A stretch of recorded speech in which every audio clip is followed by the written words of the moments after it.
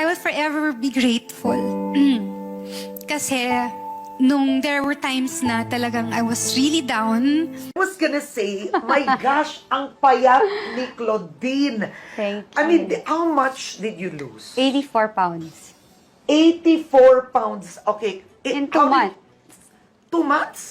Okay, kaibigan, ito ang favorite ko na kape. Pero sobra siya nakaka-relax. Sobrang bango. Talaga, itry nyo po. Papayat din, di ba? Isang benefit ng maraming tubig. Papayat, maganda sa kidneys, sa baga, sa puso. Kung may problema kayo sa cholesterol, mataas ang cholesterol, may sakit sa puso, ito yung natural way na hindi ka naiinom ng simvastatin at orvastatin. Bababa yung cholesterol mo ng mga 20 points.